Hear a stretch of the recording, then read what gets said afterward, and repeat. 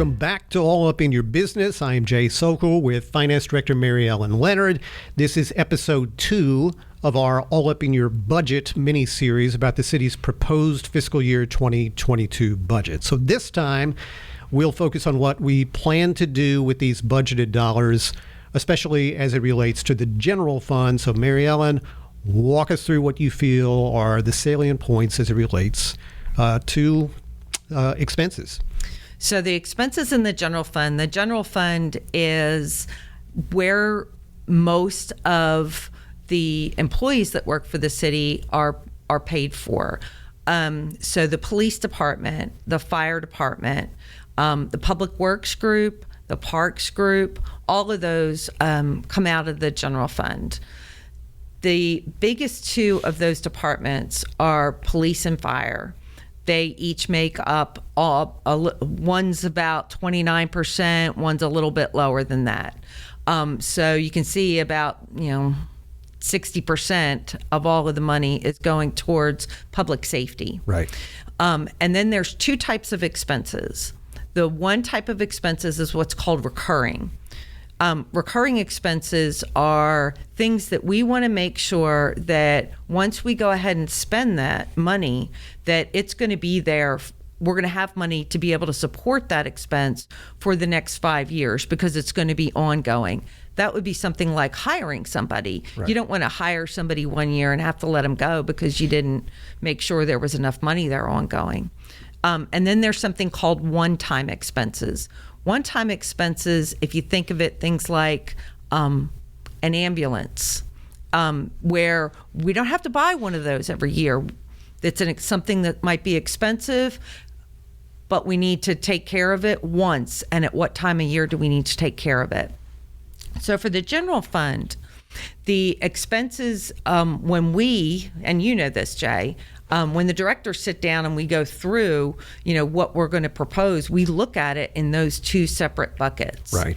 So in the recurring expenses, what all of the department directors or the management team from the city decided was that in addition to lifting the hiring freeze, so anybody that gave up staff the year before, they're now allowed to advertise for that staff.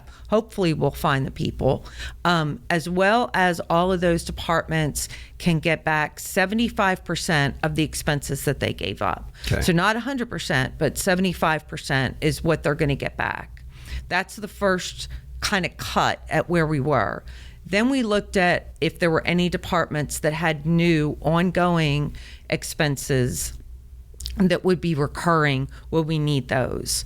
And the police department, everyone felt needed some additional personnel in the criminal investigations division. So they're getting 3 additional personnel in criminal investigation to be able to help out with that load. In city speak, we call those service level adjustments. Right. Okay. Yeah. So in the fire department, the police department also has some overtime because the new city hall is going to need some security. Mm-hmm. So we're going to staff that with our own people, but we need to put some extra money to be able to pay those people to work a few extra hours when needed. Then the fire department is going to get some overtime related to an ambulance.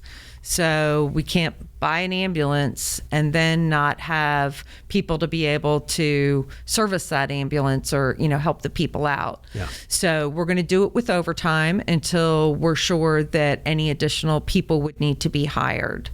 That's probably the biggest ones that we have on the recurring side.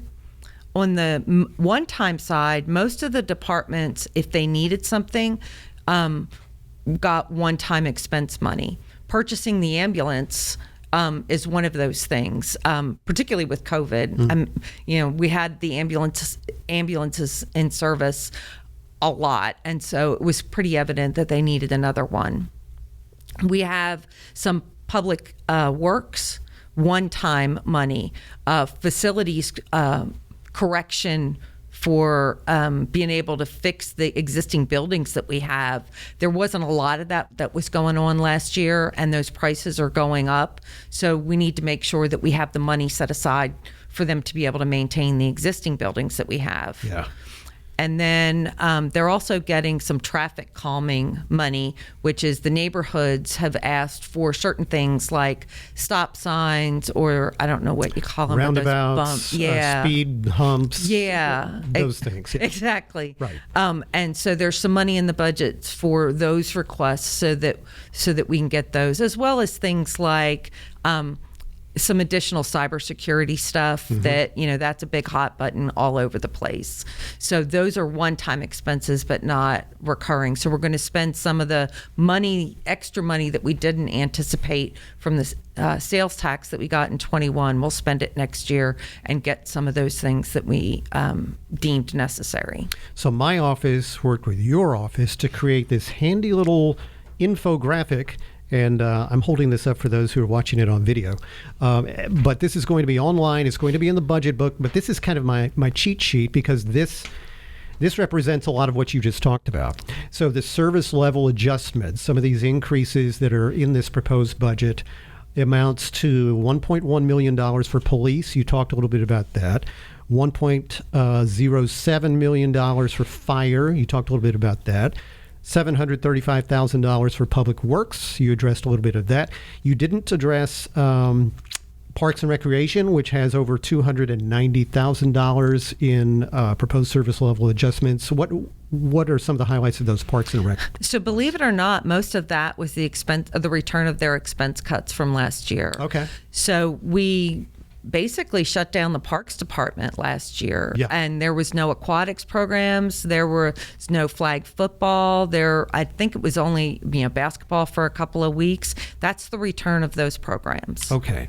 And I'm also looking at a section of this infographic where it's grouped about expenses in terms of percentages. We've got police at 28%, fire at 23%. Does that sound right? Parks and Rec, programs, library at 10%. Public Works at 9%, and 30% is other. Yeah, other. The big other.